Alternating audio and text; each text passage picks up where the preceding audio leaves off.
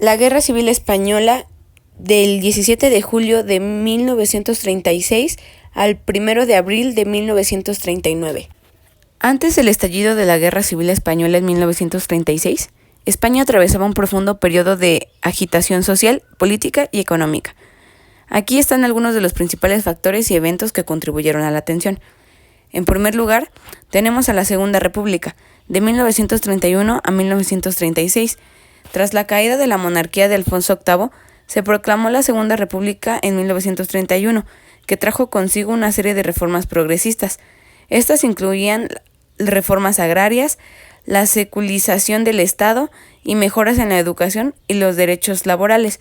Sin embargo, estas reformas fueron recibidas con fuerte oposición tanto de los sectores conservadores como de los más radicales. Número 2. Las tensiones políticas y sociales. La sociedad española estaba profundamente dividida. Por un lado, había movimientos obreros y campesinos que exigían cambios más radicales, como el reparto de tierras y la mejora de las condiciones laborales. Por otro lado, los terratenientes y los conservadores veían las reformas como una amenaza a su poder y a sus privilegios. El gobierno del Frente Popular. En las elecciones de febrero de 1936, ganó una coalición de izquierda conocida como el Frente Popular. Este gobierno reintentó reanudar y profundizar las reformas, lo que exageró aún más las tensiones. La derecha consideraba que el país se dirigía hacia el comunismo, mientras que la izquierda radical sentía que las reformas no eran suficientemente rápidas y profundas. Finalmente llegó el golpe de Estado. La conspiración militar que llevó al estallido de la guerra fue el resultado de la creciente frustración dentro del ejército y sectores conservadores. El 17 de julio de 1936, un grupo de generales liderados por Francisco Franco y otros oficiales se lanzaron en armas contra el gobierno republicano. El golpe no triunfó en todo el país de inmediato, llevando a una guerra civil. África se subleva contra el gobierno del Frente Popular el 17 de julio de 1936, poniéndose a las órdenes del general Franco. El día 18, varias guarniciones de la península se suman a la sublevación. El general Franco, que se hallaba en Las Palmas en aquellos momentos, fue despertado a las 4 de la madrugada. Le comunicaron que se habían sublevado con éxito las guarniciones de Ceuta, Melilla y Tetuán. Por la mañana, ya del día 18, Franco embarca a su mujer y a su hija en un transatlántico con destino a Francia, y él, a las 2 de la tarde, sube al Dragón Rapid, un avión que le llevará a la zona española del Protectorado de Marruecos. ¿Por qué se alzaron contra el gobierno? Para ello tenemos que echar la vista hacia atrás. En el año 1923, Miguel Primo de Rivera, con apoyo del rey Alfonso XIII, había instaurado una dictadura militar. En 1930, agotada la dictadura, dimite. El país llevaba muchos años de atraso social y económico con respecto a otros países de su entorno. En 1931 se convocan elecciones municipales. Fueron elegidos más concejales monárquicos que republicanos. El caso es que la coalición de partidos republicanos, moderados y de izquierda obtuvo mayoría en las grandes ciudades, por lo que el rey Alfonso XIII, viendo las manifestaciones prorrepublicanas tras los comicios, decide hacer las maletas y huir del país. En Madrid, el Comité Revolucionario proclama la República, lo que se conocerá como Segunda República, ya que España había tenido otra fallida aventura republicana muchos años antes. La monarquía renunció a sí misma, por lo tanto, la Segunda República estaba perfectamente legitimada. Niceto Alcalá Zamora asume la presidencia del gobierno provisional, que tenía como misión elaborar una nueva constitución republicana con un corte fuertemente anticlerical. Niceto Alcalá Zamora, que era católico, propugnaba una secularización más moderada y se encontró con una fuerte oposición. Una ola anticlerical se desató en buena parte de España. Los disturbios empezaron en Madrid, y la algarada se propagó rápidamente, con violentas revueltas en otras ciudades. Muchos conventos y edificios religiosos ardieron. Se profanaron lugares de culto y cementerios. Hubo muchos heridos, incluso muertos. La Constitución se aprobó en diciembre y se iniciaron las primeras reformas.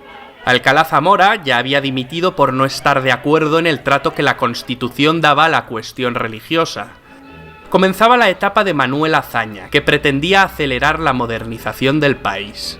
Temiendo que Alcalá Zamora emprendiera una campaña revisionista y de desprestigio contra la República, los socialistas y los azañistas convinieron en ofrecerle la presidencia de la República, cargo que ocuparía durante años con gobiernos de distinto signo.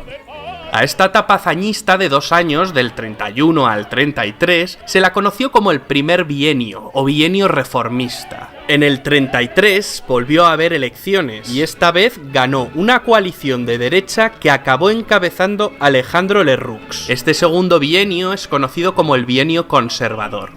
Fue un periodo de gran inestabilidad, con un intento fracasado de golpe de Estado.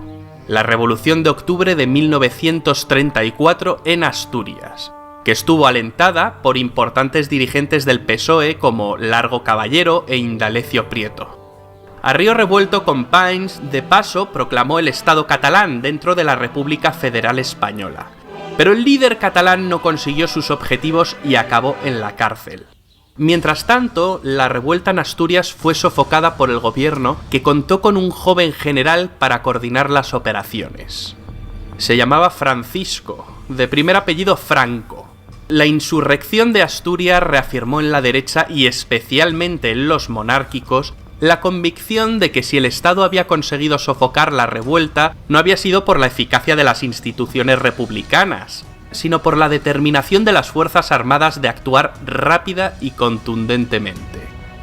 La derecha perdió la fe en la legalidad, por lo que empezó a pensar en defender sus intereses por otros medios. La insurrección de la izquierda era un claro preludio de la guerra. Es por ello que hay algunos autores que sitúan el inicio de la guerra civil en el 34. En palabras de Indalecio Prieto, la revolución solo había servido para hacer más profundo el abismo político que dividía a España. La represión fue dura, se hicieron muchos prisioneros, hubo juicios y sentencias de muerte, aunque también por rebajar la tensión muchas penas fueron conmutadas. En la derecha crecía un temor a que en un próximo intento acabara triunfando una revolución bolchevique. En febrero de 1936 se celebraron elecciones generales, las últimas de la Segunda República Española. Las izquierdas, para ganar, se unieron en lo que se llamó el Frente Popular, una coalición de socialistas, comunistas y anarquistas. La cosa estuvo muy empatada, pero la coalición Frente Populista acabó obteniendo la victoria, no exenta de sospechas de fraude. Las posiciones se habían radicalizado mucho. La izquierda no supo contenerse y los desórdenes se sucedieron de nuevo. Manifestaciones, huelgas, quemas de conventos e iglesias. Además, los políticos de izquierdas ya exigían sin ambages la dictadura del proletariado.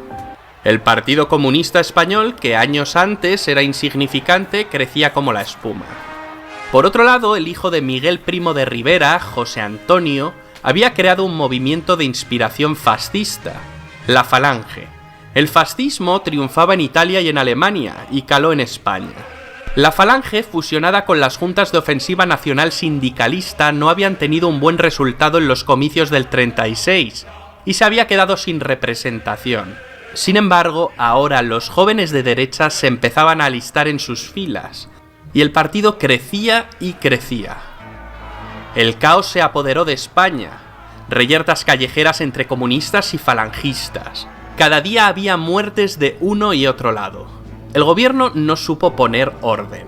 El moderado presidente de la República, Niceto Alcalá Zamora, fue destituido, y Manuel Azaña acabaría ocupando el cargo. Casares Quiroga aceptaría la presidencia del gobierno. El PSOE estaba cada vez más dividido. Para Indalecio Prieto era prioritaria la defensa de la República. Sin embargo, la facción más radical, representada por Largo Caballero, apodado el Lenin español, se inclinaba porque los obreros se apoderaran del poder político, al margen de la legalidad, para iniciar las transformaciones sociales.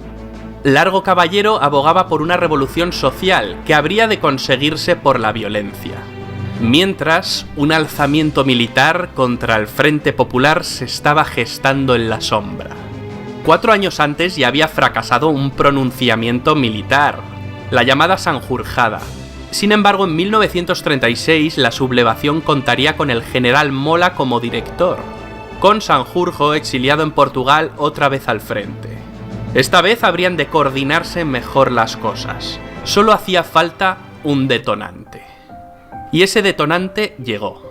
El 12 de julio de 1936, unos falangistas mataron al teniente de la Guardia de Asalto Republicana, José del Castillo, militante socialista. El cuerpo policial buscaba venganza y trató de detener a algún falangista. Como no lo encontraron, fueron a buscar a Gil Robles, pero este se encontraba de veraneo en Biarritz. Fue entonces cuando pasaron por la calle Velázquez y alguien propuso ir a por José Calvo Sotelo, que vivía ahí. Le detuvieron de madrugada y le metieron en una camioneta. Ahí un escolta de Indalecio Prieto le disparó en la nuca. José Calvo Sotelo era una gran figura de la derecha, diputado y destacado líder de la oposición. Su asesinato causó gran conmoción y fue lo que hizo que Francisco Franco, hasta entonces indeciso, decidiera sumarse al golpe de estado dirigido por Mola. Y es aquí donde retomamos la historia. La rebelión militar estalló con éxito en Marruecos y al día siguiente alcanzó la península. De los 24 generales de división con mando en fuerza solo se sublevaron 4, pero los sublevados contaban con el ejército de África, que era el más experimentado. Los golpistas tenían planeado ocupar las ciudades más importantes en un par de días, como mucho, pero no fue así. La intervención de las fuerzas de seguridad, las tropas leales y los civiles armados por el gobierno frustraron parcialmente el golpe. El alzamiento no triunfa ni en la capital, Madrid, ni en Barcelona, aquí gracias a la decisiva intervención del general Aranguren, que se mantuvo fiel a la República. La guerra se enquistaría durante 3 largos años. Fue una guerra fratricida, entre hermanos, una guerra que todavía sigue trayendo cola a día de hoy. 2 Españas enfrentadas, buenos y malos, héroes, villanos, víctimas, verdugos, hubo de todo, y en ambos bandos.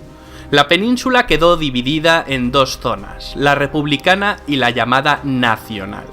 ¿Cómo actuaron los países vecinos? Lo cierto es que ninguna democracia movió un dedo para ayudar a la República. De hecho, Inglaterra y Francia promovieron un acuerdo de no intervención, al que se sumaron muchos países. Este acuerdo fue una farsa, y algunos países se lo saltaron a la torera. España se convirtió en campo de batalla de las fuerzas totalitarias antagónicas en Europa. El nazismo y el fascismo contra el comunismo. También se convirtió en laboratorio de experimentación de nuevas armas y métodos de guerra. Las potencias nazi y fascistas suministraron tanques y aviones a los sublevados, además de una fuerza de infantería voluntaria italiana, mientras que los ingleses y americanos les facilitaron el combustible. La Unión Soviética apoyó con firmeza a los republicanos, con entrega de material bélico y víveres a cambio del oro del Banco de España, el famoso oro de Moscú, con el que Stalin se cobró la ayuda. Para luchar contra el ejército sublevado, el gobierno republicano presidido desde el 19 de julio por Giral, pues Casares Quiroga había dimitido, armó en los compases iniciales de la guerra a los civiles, lo que daría lugar a las famosas milicias. Valientes milicianos, indisciplinados, iban a convertir la famosa lucha de clases en una guerra de clases. Los milicianos desatan el terror en la retaguardia, fijando su ira especialmente en la Iglesia Católica y dando muerte a más de 8.000 religiosos. La guerra cobró para los nacionales un cariz de cruzada contra los enemigos de la religión. Terminó utilizado por los obispos españoles, lo que supuso el espaldarazo de la Iglesia al bando de Franco. Pero las tropelías también se dieron en la retaguardia nacional. Las órdenes del general Mola eran claras: usar tanta violencia como sea menester. De pronto los que antes habían sido adversarios políticos se convierten en enemigos de la noche a la mañana. Es curioso porque en esta guerra el número de muertes en la retaguardia es semejante a las producidas en el frente. Muchas de estas muertes no eran más que venganzas personales. Tras la decisiva operación de cruce del estrecho por las tropas del ejército de África, y habiendo ya controlado gran parte de Andalucía y Extremadura, los generales del bando nacional vieron la necesidad de tener un mando único. A finales de septiembre del 36, una reunión de altos mandos de la facción sublevada decide nombrar a Franco como generalísimo de todos los ejércitos y jefe del nuevo estado erigido en la zona sublevada. Franco se resistió hasta el último momento a ser el elegido. Mientras, en Madrid, el gobierno de Giral se había derrumbado y el socialista radical Largo Caballero fue designado presidente del gobierno republicano. La escasa afluencia de voluntarios para empuñar las armas, unos 100.000 en cada zona, obliga a ambos bandos a abrir las cajas de recluta. En agosto los nacionales y en septiembre los republicanos. A partir de entonces se enfrentarán dos ejércitos engrosados por soldados de quintas, muchos de ellos totalmente ajenos a la lucha ideológica, que se dirime a tiros. Los combatientes luchan en el bando que ha triunfado en su pueblo, ciudad o provincia. La lealtad geográfica será la realmente mayoritaria.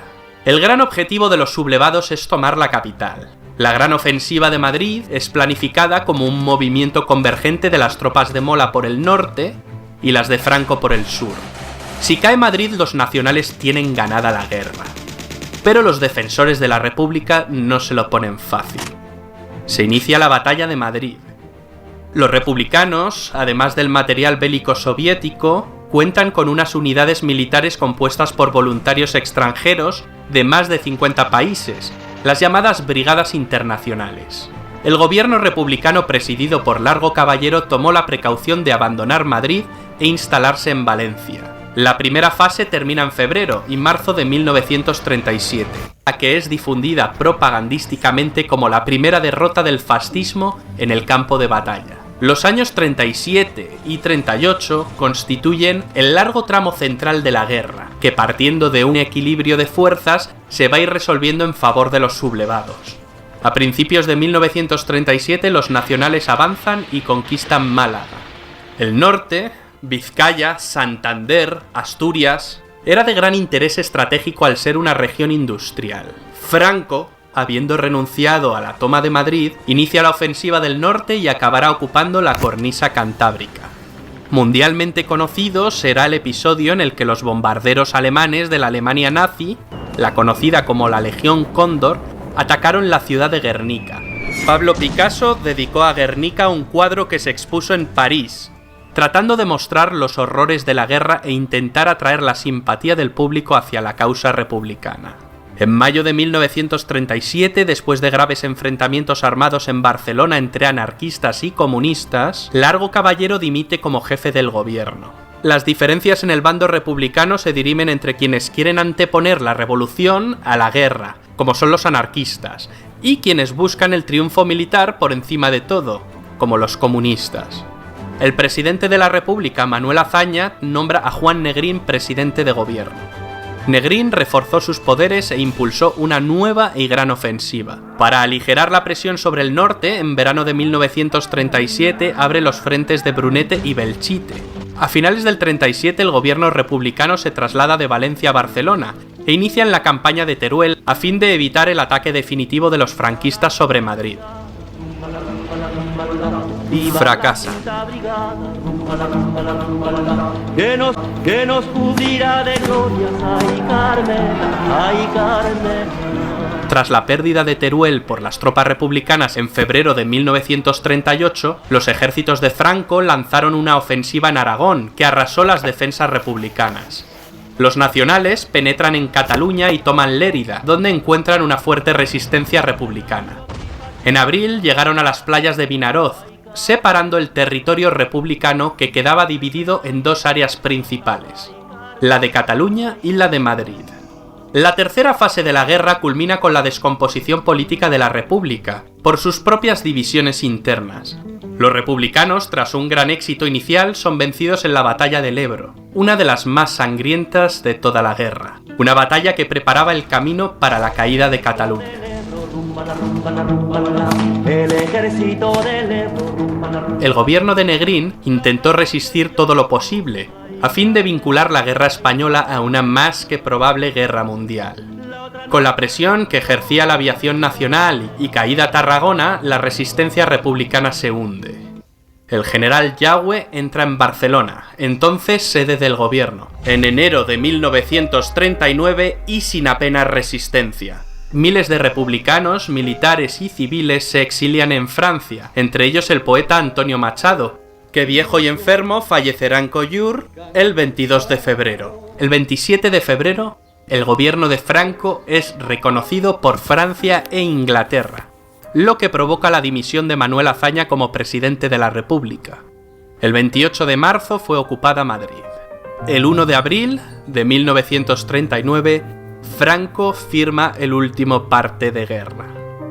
La terrible Guerra Civil Española había finalizado, dando paso a la larga dictadura de Francisco Franco, que duraría hasta el año 1975.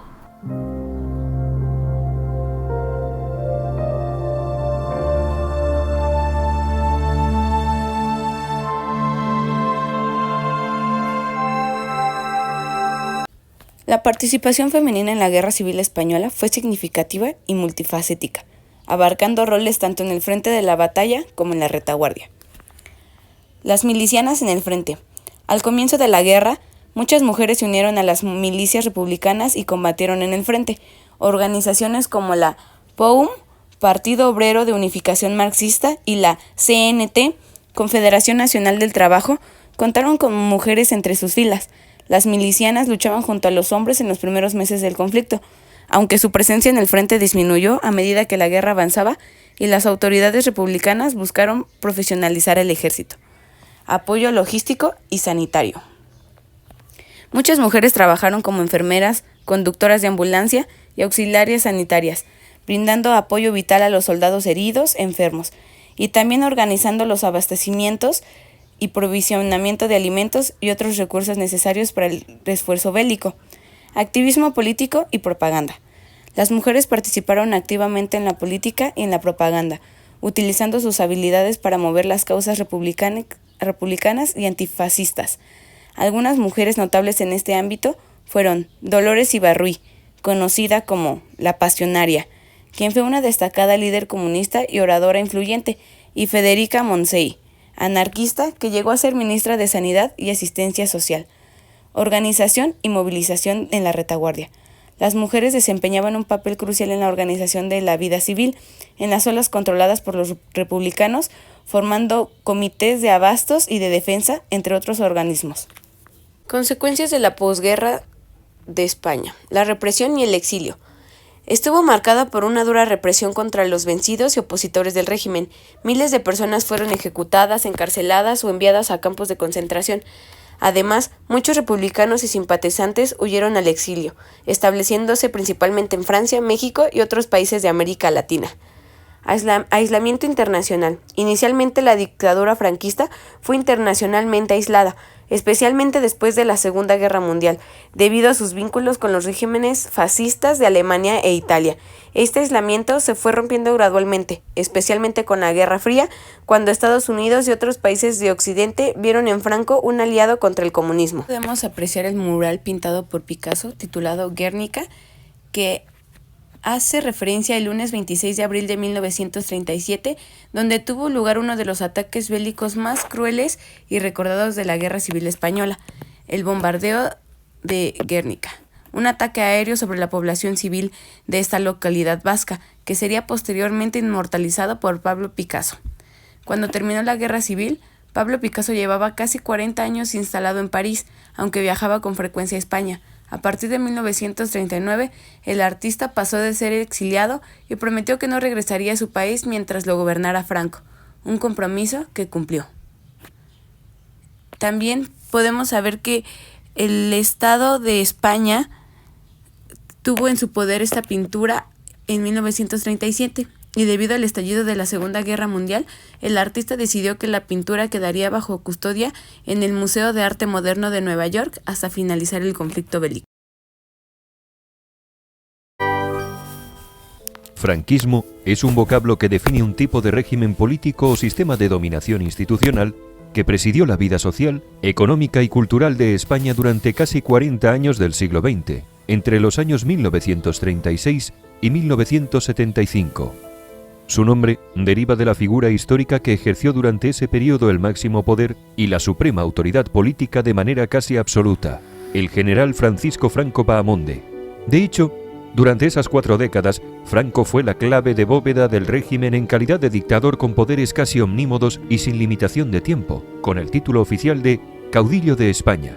Antes de convertirse en dictador y caudillo, Franco había sido un militar de perfil conservador y prototipo de los africanistas, aquellos que forjaron su carrera en las campañas coloniales de Marruecos. Convencido de que el ejército era la columna vertebral de España, apoyó la dictadura del general Miguel Primo de Rivera entre 1923 y 1930 y fue el primer director de la Academia General Militar de Zaragoza, creada en 1927. Proclamada la Segunda República en 1931, su conservadurismo y catolicismo le convirtió en un crítico de los programas reformistas de los gobiernos republicanos socialistas, volcados en la reforma agraria latifundista, la descentralización autonómica y la secularización religiosa.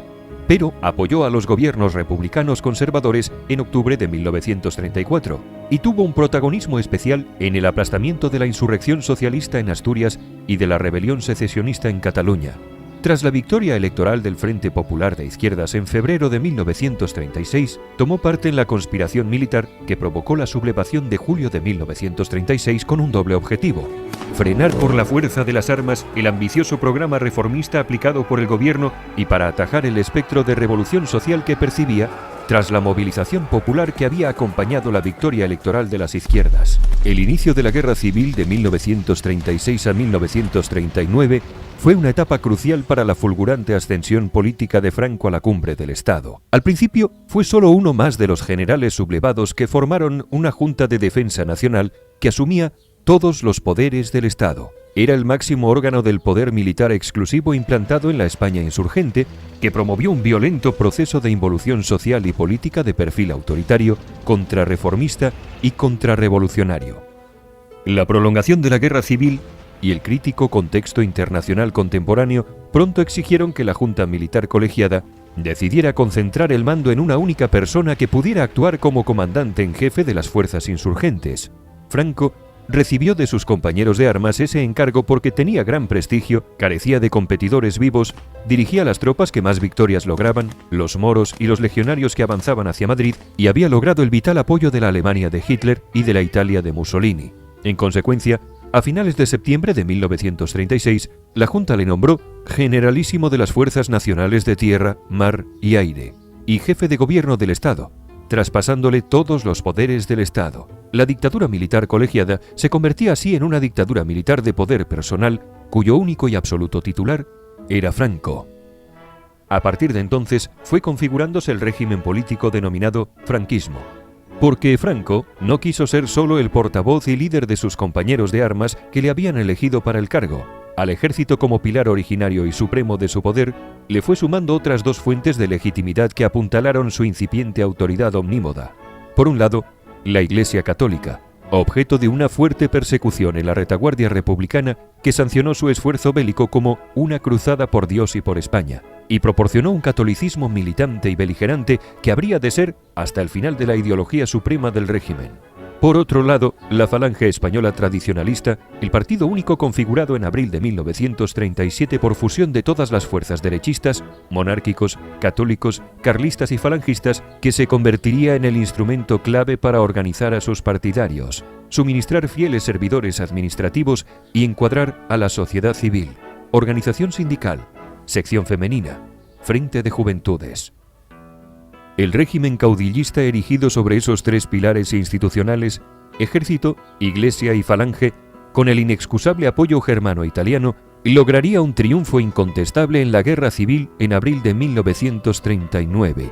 El caudillo de la victoria sentaría sobre ese triunfo las bases de la legitimidad de su magistratura vitalicia y providencial, que se prolongaría hasta su propia muerte en noviembre de 1975.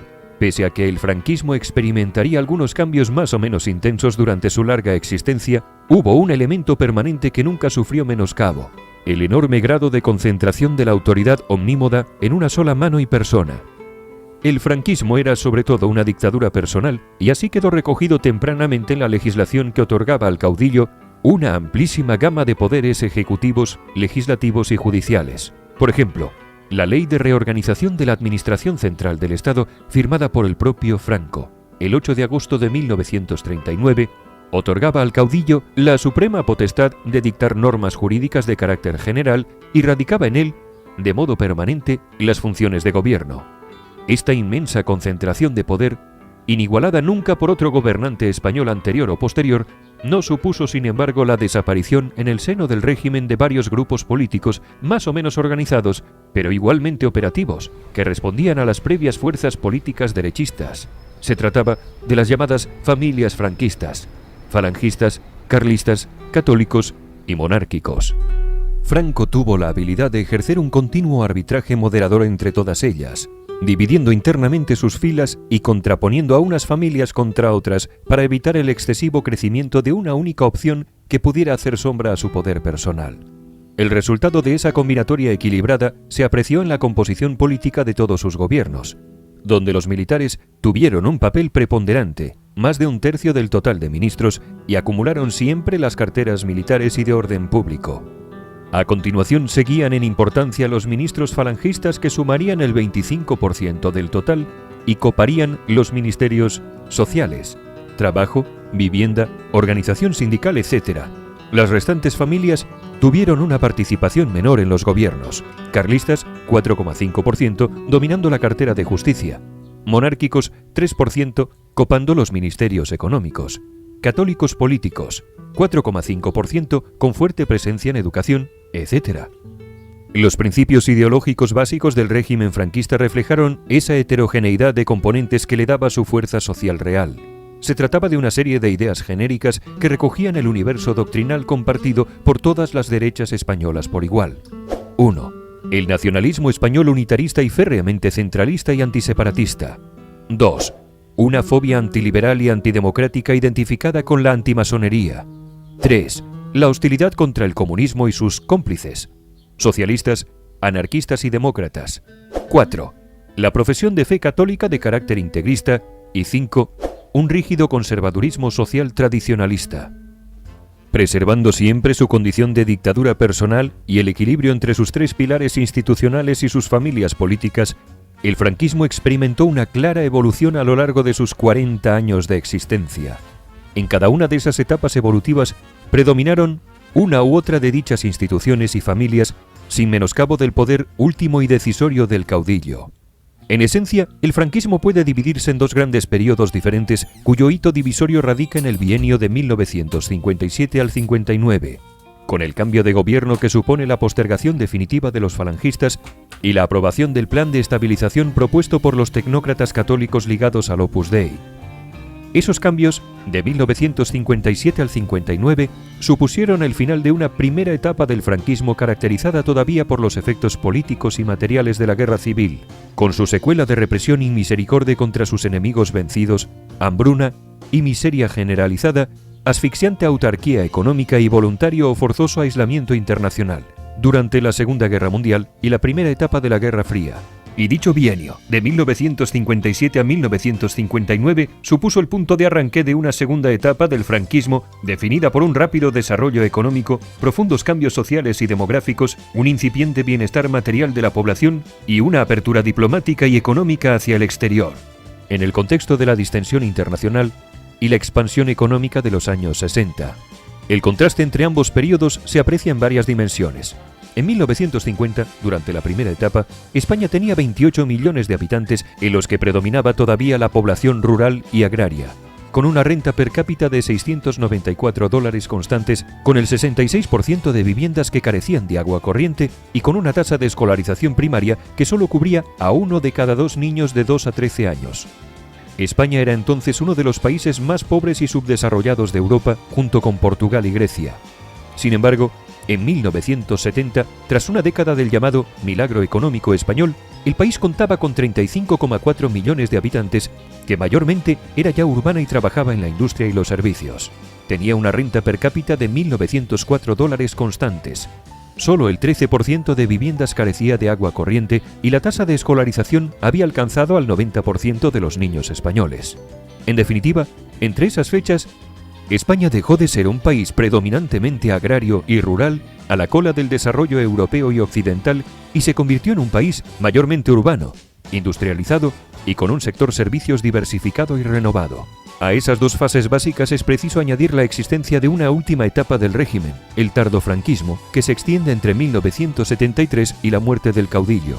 En esos años quedó patente el hondo desfase registrado entre un sistema político autoritario anquilosado en el pasado y una sociedad que había experimentado una modernización espectacular de sus bases económicas y culturales homologables a las de la Europa occidental. En esos años terminales, la sociedad española ya solo era diferente de sus homólogas europeas por la desfasada naturaleza autoritaria de su sistema político, que era cada vez más anacrónica respecto a la nueva sociedad española, urbanizada, industrializada, diversificada, alfabetizada y secularizada. La consecuente crisis del régimen fue agudizada por el asesinato del principal asesor del caudillo, el almirante Carrero Blanco, a manos de la organización terrorista ETA, diciembre de 1973, por el perceptible declive de las capacidades físicas del dictador y por la paralela intensificación de la presión popular y opositora en favor de una transición democrática. En esas condiciones, cuando Franco falleció tras su larga agonía, casi todos los testigos contemporáneos, ya fueran dirigentes del régimen o de la oposición, comprendieron que ya no había posibilidad de pervivencia del régimen franquista con el caudillo muerto. Hasta tal punto su persona había formado e informado dicho sistema de dominación política. Españoles. Aquel 20 de noviembre de 1975. Llegaba, por tanto, a su final un régimen político cuya única constante definitoria fue la presencia del general Franco como supremo dictador militar bonapartista, caudillo arbitral de juicio inapelable y solo responsable ante Dios y ante la historia.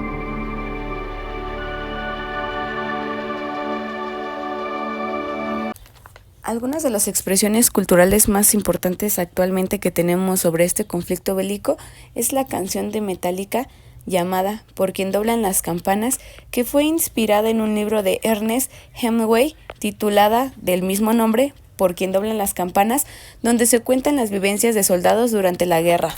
Make us fight on the hill in the early days.